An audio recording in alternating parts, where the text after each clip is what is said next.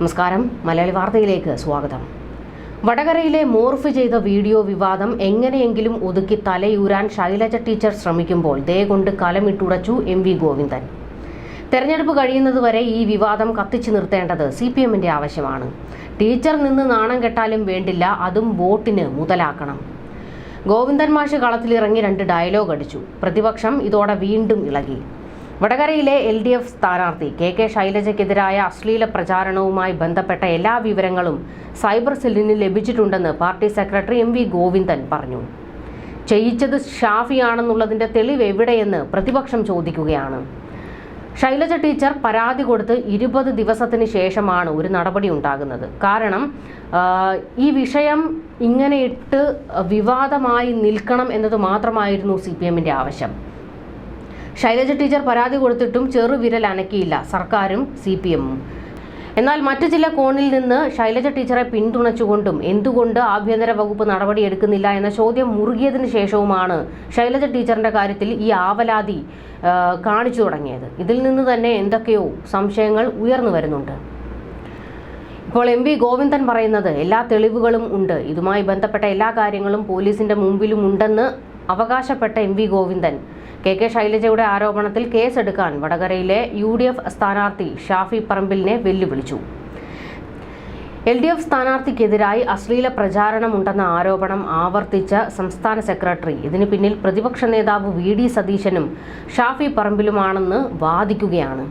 വടകര നിയോജക മണ്ഡലത്തിൽ ഇടതുപക്ഷ ജനാധിപത്യ മുന്നണി ജയിക്കുമെന്ന് ഉറപ്പായിരിക്കുകയാണ്. രാഷ്ട്രീയം പറഞ്ഞിട്ട് രക്ഷയില്ല, അതിന് പകരം പുതിയ ഒരു അടവ് ഇന്നേ വരെ തെരഞ്ഞെടുപ്പിൽ ആരും ഉപയോഗിച്ചിട്ടില്ല: അശ്ലീലം. ഒരു തെരഞ്ഞെടുപ്പിന്റെ ഭാഗമായി എതിർ സ്ഥാനാർത്ഥിക്കെതിരെ അശ്ലീല പ്രചാരണം. അശ്ലീലമെന്ന് പറഞ്ഞാൽ ചെറിയ അശ്ലീലമൊന്നുമല്ല. പിണറായി വിജയന്റെ തല, ശൈലജ ടീച്ചറുടെ തല, ബാക്കിയെല്ലാം വേറെയാണ്. വേറെ എന്ന് പറഞ്ഞാൽ മനസ്സിലായില്ലേ നിങ്ങൾക്ക്? അശ്ലീലം. എന്നിട്ട് വീട്ടിലേക്കുള്ള കുടുംബ ഗ്രൂപ്പുകളിലേക്ക് അയക്കുകയാണ്. ഇത്തരം പടങ്ങൾ മോർഫ് ചെയ്യുക. ഇതിന് പിന്നിൽ കേരളത്തിന്റെ പ്രതിപക്ഷ നേതാവ് VD സതീശനാണ്, ഷാഫി പറമ്പിലാണ്, MV ഗോവിന്ദൻ ആവർത്തിച്ചു. ആരാണിതിന്റെ ഏറ്റവും പ്രധാനപ്പെട്ട ഗുണഭോക്താവ്? അതാണ് ഉത്തരം. ഇത് ആർക്ക് വേണ്ടിയാണ്? ശൈലജ ടീച്ചറെ അപമാനിക്കാൻ ഇത്തരം മോർഫ് ചെയ്ത പടങ്ങളും മെസ്സേജുകളും ക്ലിപ്പുകളുമെല്ലാം ലോകവ്യാപകമായി പ്രചരിപ്പിക്കുന്നതിന്റെ ഭാഗമായ നേട്ടം UDFന്റെ സ്ഥാനാർത്ഥിക്കാണെന്ന് എല്ലാവർക്കും അറിയാമല്ലോ. അതിനുവേണ്ടി പിന്നിൽ നിന്ന് പ്രവർത്തിച്ചത് ഇവർ തന്നെയാണ്. അത് പറഞ്ഞപ്പോൾ വലിയ വികാര പ്രകടനമാണ്. കേസ് കൊടുക്കുമെന്നാണ്. ശൈലജ ടീച്ചർ പറഞ്ഞു, കൊടുക്ക് കേസെന്ന്. എല്ലാ കാര്യങ്ങളും നമ്മുടെ മുൻപിലുണ്ട്, പോലീസിന്റെ മുൻപിലുമുണ്ട്.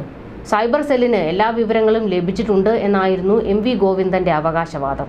ഇപ്പോൾ ഷാഫി പറമ്പിൽ വീണെടുത്ത് കിടന്ന് ഉരുളുകയാണ്. ഷാഫി പറമ്പിലിന്റെ പിന്തുണയോടെ തന്നെയാണിത്. പോയി കേസ് കൊടുക്ക്.